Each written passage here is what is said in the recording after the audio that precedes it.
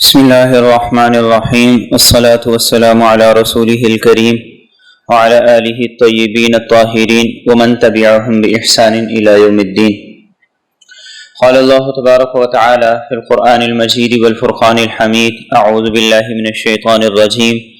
بسم اللہ الرحمن الرحیم انما یرید اللہ لیذہب عنکم الرجس اہل البیت ویطہرکم تطہیرا۔ وقال النبی صلی اللہ تعالی علیہ وسلم انی تارک فیکم الثقلین کتاب اللہ وعطرتی او کما قال علیہ الصلاۃ والسلام۔ اللہم صل علی سیدنا ومولانا محمد وعلی آل سیدنا ومولانا محمد وبارک وسلم وصل علیہ۔ اللہم صل علی سیدنا ومولانا محمد وعلی آل سیدنا ومولانا محمد وبارک وسلم وصل علیہ۔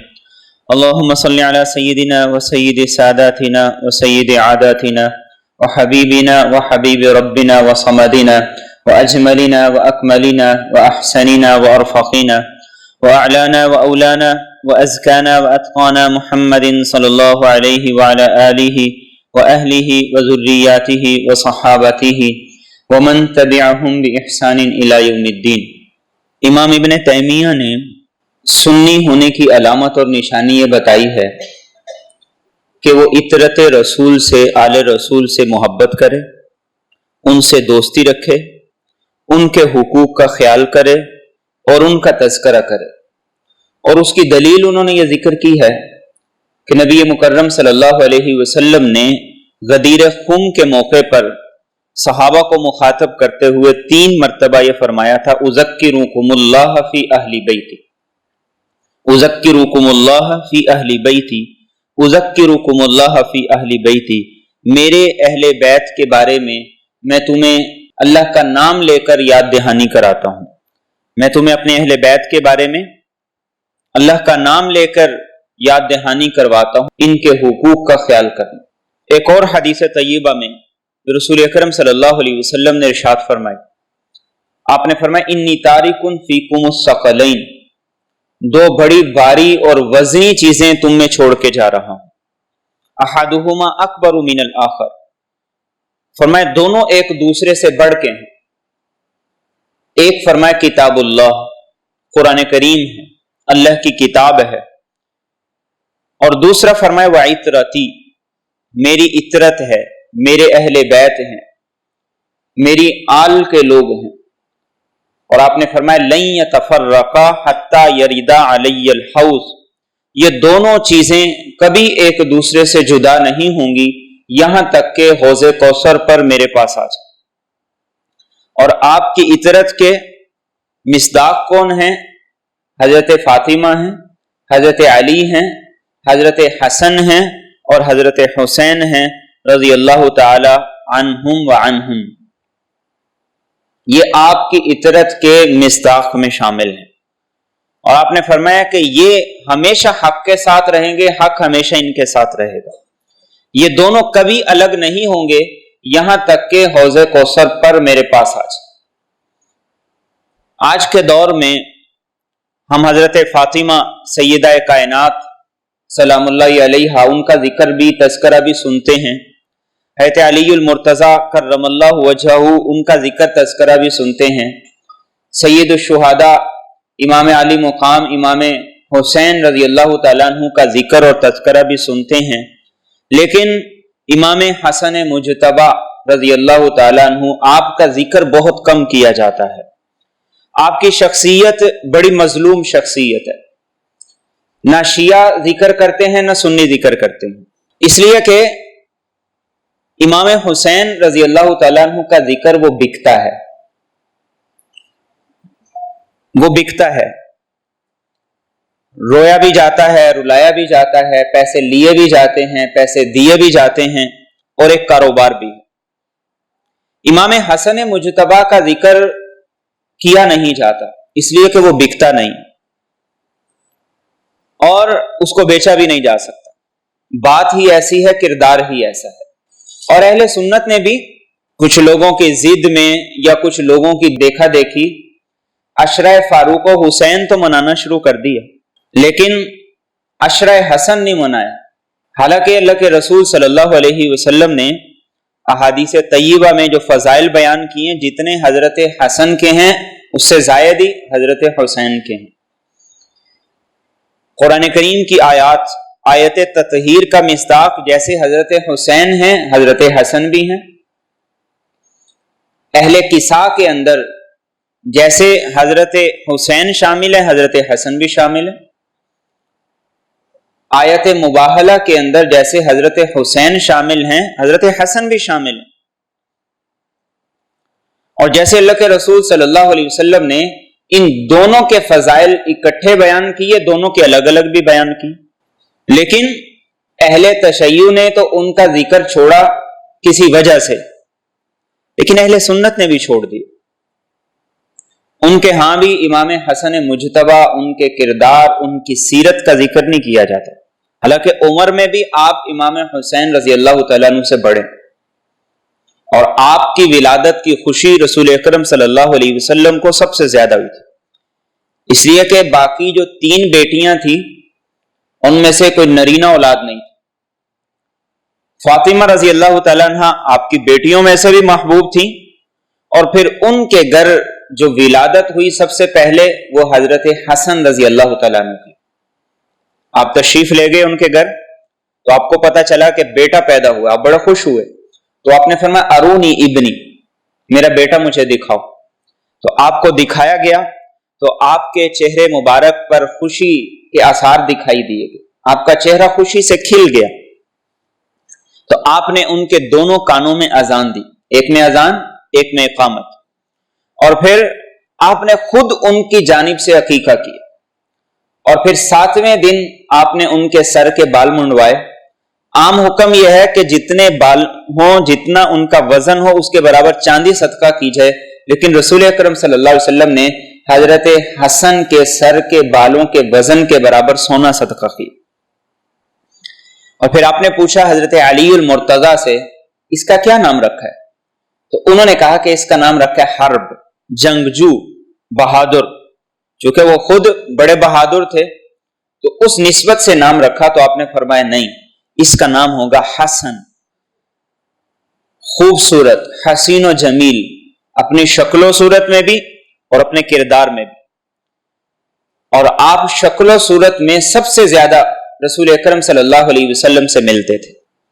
حضرت انس فرماتے ہیں کہ آپ کے گھرانے میں سے جتنا امام حسن آپ سے ملتے تھے، آپ کے مشابہ تھے، شکل و صورت میں کوئی اور آپ کے مشابہ نہیں، سر سے لے کر سینے تک آپ کی حضور سے زیادہ مشابہ تھی، اور سینے سے لے کر پاؤں تک حضرت حسین رضی اللہ تعالیٰ عنہ کی حضور اکرم صلی اللہ علیہ وسلم سے مشابہ تھی۔ ایک دفعہ ذکر ہوا کہ آپ کے خاندان میں سے، آپ کے گھر والوں میں سے کون ہے جو شکل و صورت میں، حسن و جمال میں آپ کے مشابہ؟ عبداللہ بن زبیر آ گئے اور انہوں نے کہا کہ میں تمہیں بتاتا ہوں کہ شکل و صورت میں، حسن و جمال میں کون حضور کے سب سے زیادہ مشابہ ہے اور کون حضور کو سب سے زیادہ محبوب تھا۔ تو پھر عبداللہ بن زبیر نے کہا کہ شکل و صورت میں بھی، اور سب سے زیادہ محبوب اللہ کے رسول صلی اللہ علیہ وسلم کے ہاں وہ حضرت حسن مجتبی رضی اللہ تعالیٰ عنہ۔ آپ 15 رمضان المبارک سن 3 ہجری میں پیدا ہوئے، اور 47 سال کی عمر میں 5 ربیع الاول، ایک قول کے مطابق جو اہل سنت کے ہاں زیادہ مشہور ہے، 5 ربیع الاول کو آپ کی شہادت ہوئی، اور آپ کی حیات طیبہ وہ میرے اور آپ کے لیے بہت بڑا نمونہ رکھتی ہے، خاص طور پہ آج کے دور کے اندر۔ 7 سال آپ صلی اللہ علیہ وسلم کے ساتھ انہوں نے گزارے، اور اللہ کے رسول صلی اللہ علیہ وسلم نے ان کی خود تربیت فرمائی، آپ کو انہوں نے دیکھا، اپنی ہوش عقل کے ساتھ دیکھا، پھر آپ کے ساتھ وقت گزارا،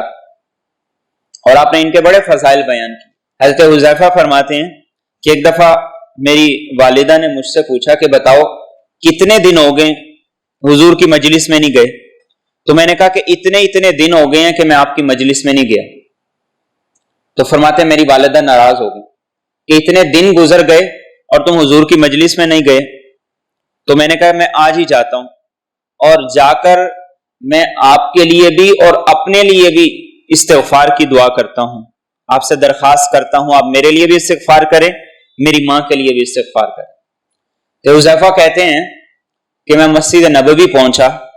اللہ کے رسول صلی اللہ علیہ وسلم کے پیچھے مغرب کی نماز پڑھی۔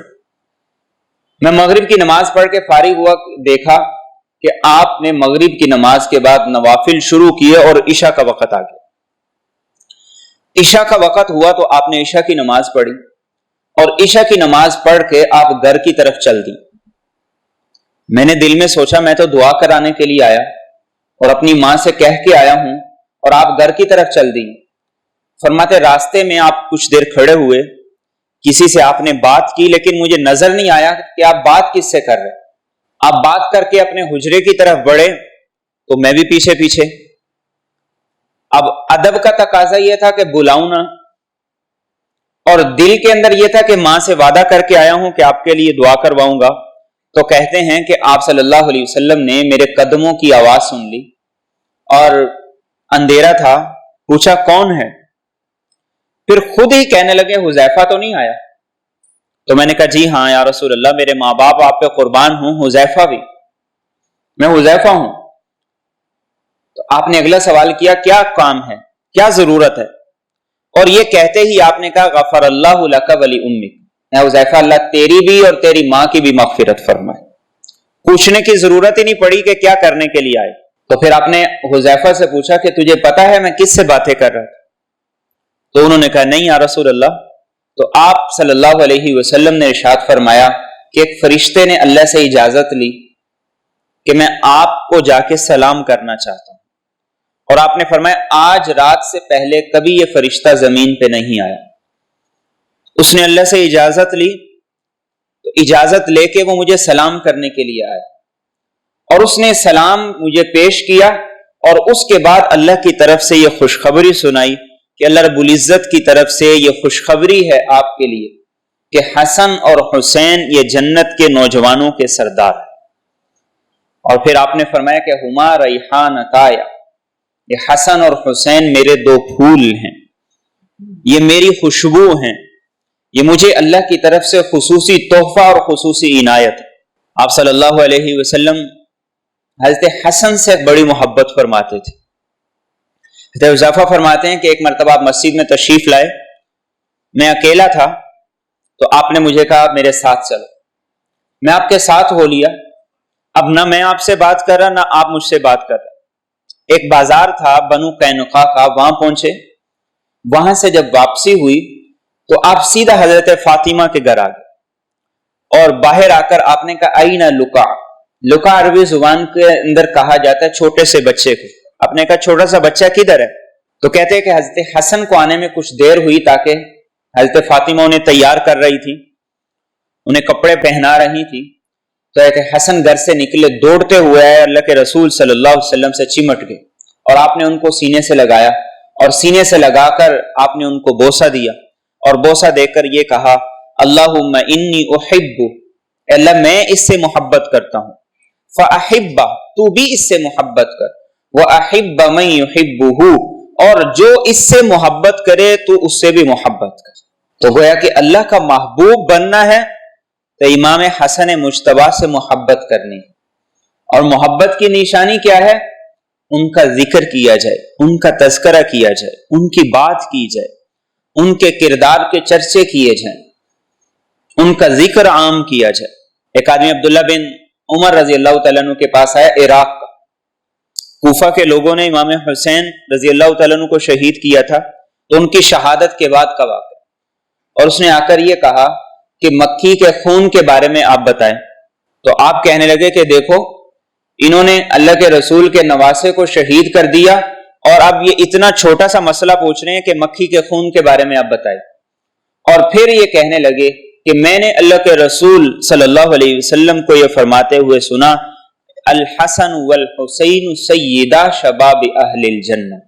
کہ حسن اور حسین یہ جنت کے نوجوانوں کے سردار ہوں گے، اور فاطمہ جنت کی عورتوں کی سردار ہو۔ تو گھرانہ بھی بڑا اعلیٰ ہے، ماں سیدہ کائنات، خاتون جنت، دختر رسول سیدہ فاطمہ رضی اللہ تعالیٰ عنہ، اور باپ شیر خدا مولا علی کرم اللہ وجہہ، اور بھائی امام حسین سید الشہداء امام علی مقام، اور خود امام حسن مجتبی، اور آپ سے اللہ کے رسول صلی اللہ علیہ وسلم کو اس قدر زیادہ محبت تھی کہ جب کبھی آپ نماز پڑھتے تو امام حسن رضی اللہ تعالیٰ عنہ آپ سجدے میں جاتے تو آپ پہ چڑھ جاتے، تو جب تک آپ نہیں اترتے تھے آپ سجدے سے سر نہیں اٹھاتے تھے، اور کئی دفعہ آپ نماز پڑھ رہے ہوتے، آپ رکوع کی حالت میں ہوتے تو آپ دوڑتے ہوئے آتے تو آپ کے قدمین کے درمیان سے گزرنا چاہتے تو آپ قدمین کو کھول دیتے، ایک طرف سے جاتے دوسری طرف سے نکل آتے۔ یہ آپ کی ان سے محبت تھی۔ ایک مرتبہ آپ ممبر پہ تشریف فرما تھے اور آپ نے دیکھا کہ حضرت حسن و حسین رضی اللہ تعالیٰ عنہما دونوں مسجد کے دروازے سے داخل ہوئے۔ عمر چھوٹی تھی، صحیح چل نہیں سکتے تھے، سرخ رنگ کی قمیضیں پہنی ہوئی تھی، تو کبھی چل رہے تھے کبھی گر رہے تھے۔ آپ ممبر سے اترے، ان دونوں کو اٹھایا، ایک کو دائیں بٹھایا ایک کو بائیں بٹھایا، اور یہ فرمایا کہ میں نے ان کو آتے ہوئے دیکھا تو میرا دل ٹھہر نہیں سکا، اور پھر فرمایا کہ اللہ سچ فرماتے انما اموالکم و اولادکم فتنہ، تمہارا مال اور تمہاری اولاد تمہارے لیے ایک آزمائش ہے، اور آپ نے ایک کو دائیں بٹھایا ایک کو بائیں بٹھایا اور خطبے کا آغاز کر دیا۔ یہ آپ کی ان سے محبت تھی، یہ آپ کا ان سے پیار تھا۔ اور ایک مرتبہ اللہ کے رسول صلی اللہ علیہ وسلم کے پاس حضرت حسن تھے، انہیں پیاس لگی تو وہ رونے لگے، تو آپ نے صحابہ سے پوچھا کسی کے پاس پانی ہے؟ تو صحابہ نے کہا کہ پانی تو نہیں ہے کسی کے پاس، تو آپ صلی اللہ علیہ وسلم نے اپنی زبان مبارک نکال کے ان کے منہ میں ڈالی، انہوں نے چوسا، اللہ نے ان کے پیٹ کو سیراب کر دی۔ اتنا عالی مقام تھا، اتنی آپ کو ان سے محبت تھی۔ ایک مرتبہ آپ کے ساتھ جا رہے تھے، راستے کے اندر کھجوروں کا ڈھیر لگا ہوا تھا، خود بیان کرتے ہیں کہ میں نے ایک کھجور اٹھائی منہ میں ڈال لی، اللہ کے رسول صلی اللہ علیہ وسلم نے فوراً انگلی منہ میں ڈالی اور منہ میں ڈال کے کہتے ہیں مجھے یہ کہا کخ کخ نکال دو نکال دو، تو آپ نے وہ کھجور میرے منہ سے نکال دی اور پھر فرمایا ہمارے لیے صدقہ حلال نہیں۔ یہ تربیت کا انداز تھا۔ ہم کہتے ہیں ایک چھوٹا سا بچہ ہے، اس کی تو ابھی کھیلنے کودنے کی عمر ہے، اس کو نہیں ابھی روکو ٹوکو، جو کرتا ہے کرنے دو۔ تو اللہ کے رسول صلی اللہ علیہ وسلم نے اس چھوٹی سی عمر تھے 4-5 سال کی عمر سے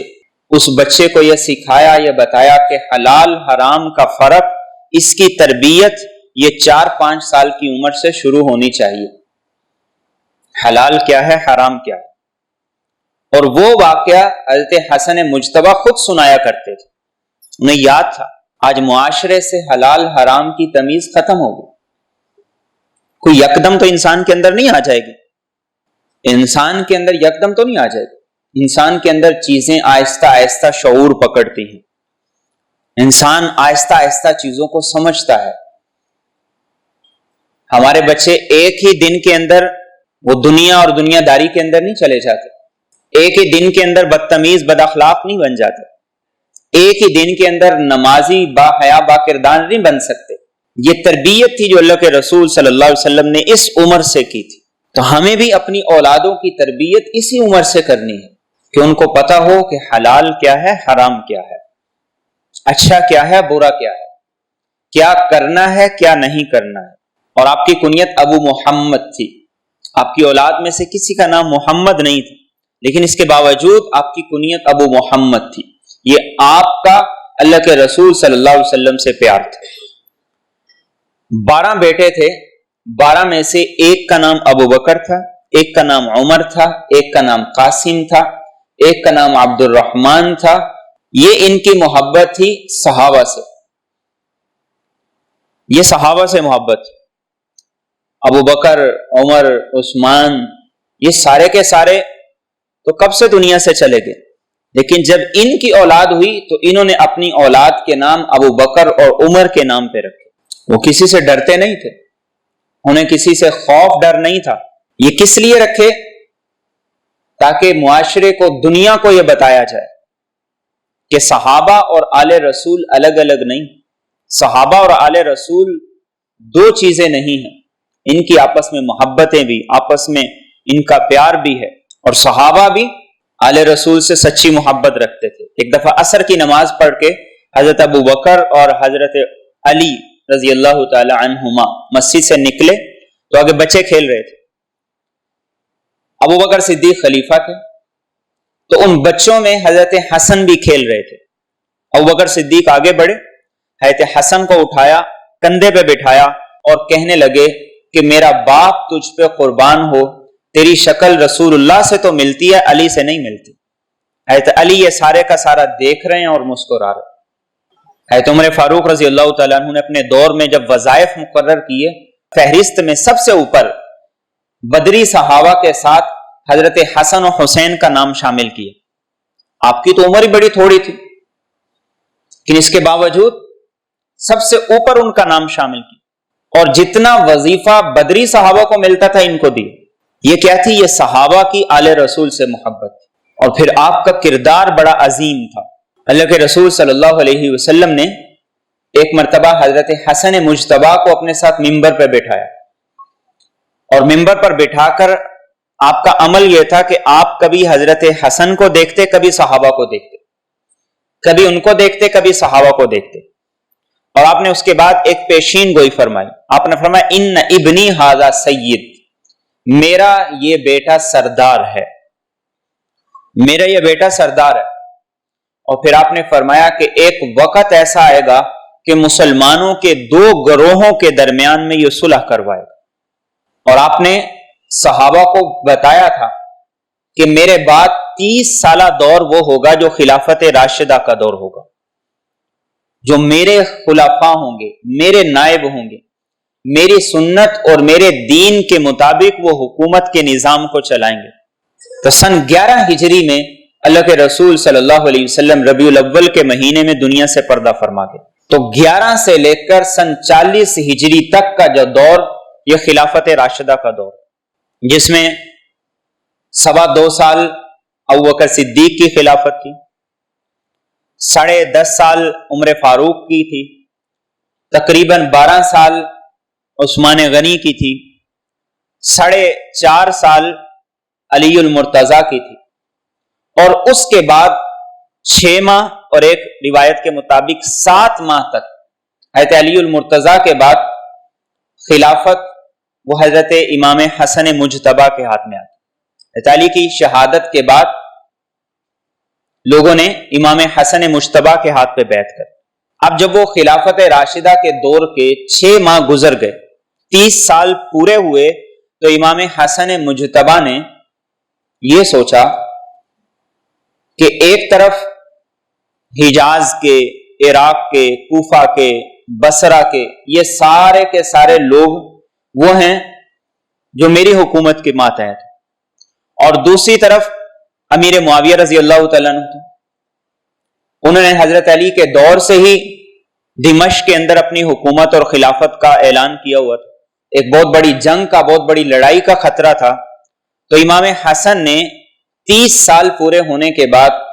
خلافت امیر معاویہ رضی اللہ تعالیٰ عنہ کے سپرد کر دی، اور ایک صلح نامہ لکھ دی جس میں کچھ شرائط طے کر دی گئی۔ آپ کا شمار خلفائے راشدین کے اندر ہے۔ ہمارے ہاں ایک ستم اور ظلم یہ ہے کہ خلفائے راشدین کا جب ذکر ہوتا ہے تو ابو بکر، عمر، عثمان، علی کا ذکر تو ہوتا ہے، حسن مجتبی کا ذکر نہیں ہوتا۔ حالانکہ 30 سال کا جو دور خلافت ہے وہ امام حسن مجتبی کے 6 ماہ کے بغیر پورا نہیں ہوتا۔ تو جہاں خلفائے راشدین کا ذکر ہو تو وہاں امام حسن مجتبی کا ذکر ہوگا، تو خلافت راشدہ کا ذکر مکمل ہوگا، اور وہ 30 سال مکمل ہوں گے۔ اور آپ نے یہ صلح کس لیے کی تھی؟ ایک تو وہ 30 سالہ جو دور خلافت تھا وہ پورا ہو رہا تھا، اس کے بعد آپ کی پیشین گوئی کے مطابق آگے کا جو دور تھا وہ خلافت نہیں تھا، وہ بادشاہت کا دور شروع ہو رہا تھا، تو آپ نے اس سے پہلے خلافت چھوڑ دی۔ اور دوسری بڑی وجہ یہ تھی کہ آپ یہ فرماتے تھے جب سے مجھے اپنے نفع نقصان کا پتہ چلا ہے، میں کبھی نہیں چاہتا کہ مجھے عہدہ، اختیار اور حکومت وہ کسی کا خون بہا کے ملے۔ آدھی اسلامی دنیا پہ آپ کی حکومت تھی، اور آپ فرمایا کرتے تھے کہ جتنے وفادار میرے ساتھ ہیں کسی کے ساتھ نہیں، میں جس سے لڑائی کا کہوں وہ لڑائی کریں گے، میں جس سے صلح کا کہوں وہ صلح کریں گے، لیکن میں مسلمانوں کو لڑانا نہیں چاہتا، خون نہیں بہانا چاہتا۔ تو آپ نے صلح نامہ لکھ کے خلافت حضرت امیر معاویہ رضی اللہ تعالیٰ عنہ کے سپرد کر دی، اور اس کے بعد آپ مدینہ طیبہ آ کے رہنے لگے۔ آپ کی زندگی کا یہ کردار وہ تھا کہ جس کے بعد ایک وحدت کے ساتھ خلافت کی اور حکومت کی بنیاد پڑی۔ اگر آپ خلافت نہ چھوڑتے تو آدھے خطے پر امیر معاویہ حکمران ہوتے، آدھے پہ آپ ہوتے۔ آپ کے بعد آپ کے نائب امام حسین بنتے، پھر امام زین العابدین بنتے، پھر امام باقر بنتے، ایک سلسلہ یہ چلتا، ایک وہ چلتا۔ لیکن آپ نے حضرت امیر معاویہ کے سپرد کر دی۔ 92 سال بنو امیہ کی حکومت رہی، اور اس کے بعد بنو عباس آئے،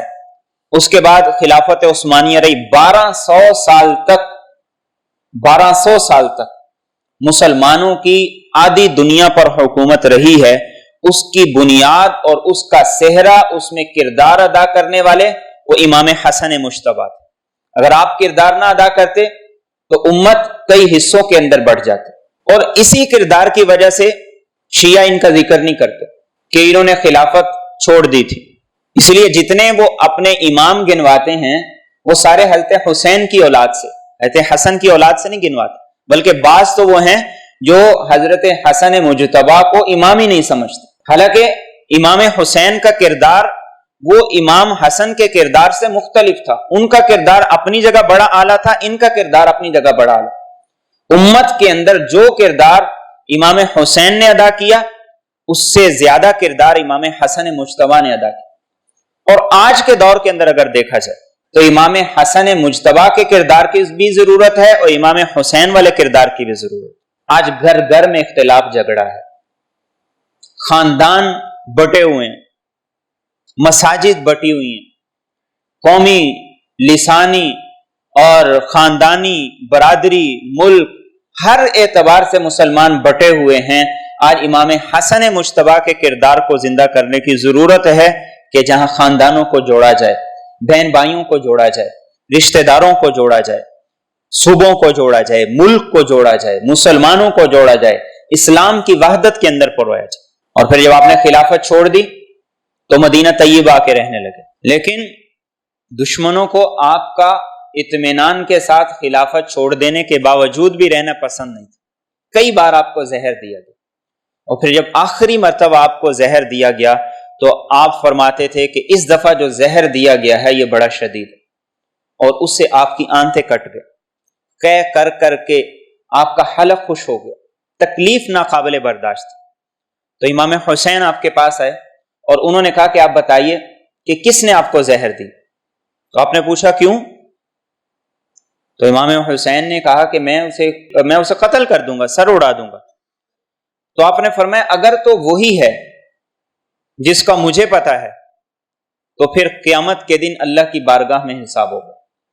اور اگر وہ نہیں ہے تو میں نہیں چاہتا کہ کسی بے گناہ کا میری وجہ سے خون بہایا جائے۔ پھر آپ نے امام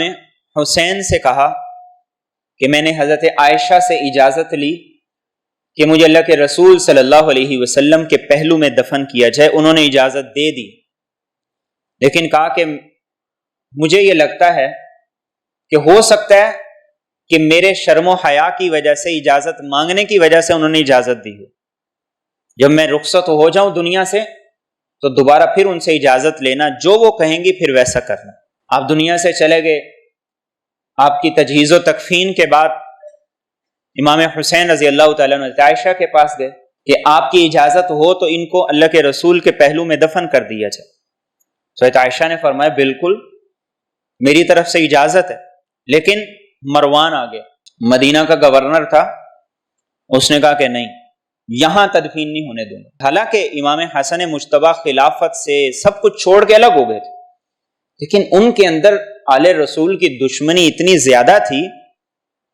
کہ وہ یہ بھی برداشت نہیں کر سکتے۔ اس نے کہا یہاں نہیں دفن ہونے دوں۔ اب انہوں نے بھی تلواریں نکال لی، امام حسین اور حضرت حسن مجتبی ان کے چاہنے والوں نے بھی تلواریں نکال لی۔ تو ابو ہریرہ رضی اللہ تعالیٰ عنہ آگے بڑھے، انہوں نے حضرت حسین کو یاد کروایا کہ میں آپ کو نصیحت یاد کرواتا ہوں کہ آپ کے بھائی نے شہادت سے پہلے کہا تھا کہ مجھے پتہ ہے کہ یہ بنو امیہ کے لوگ مجھے اللہ کے رسول کے پہلو میں دفن نہیں ہونے دیں گے، یہ لڑائی پہ آ جائیں گے، لیکن تم ان سے لڑائی نہ کرنا، اللہ کے رسول کی مسجد میں لڑائی نہ کرنا، اس کے شہر میں خون نہ بہانا۔ تو امام حسین اور آپ کے ساتھیوں نے لڑائی چھوڑ دی اور پھر آپ کو حضرت فاطمہ رضی اللہ تعالیٰ عنہ کے پہلو کے اندر جنت البقیع میں دفن کیا گیا۔ تو آپ کا کردار زندگی میں بھی صلح والا تھا اور مرتے ہوئے بھی یہ وصیت کر کے گئے کہ لڑائی نہیں کرنا، جھگڑا نہیں کرنا،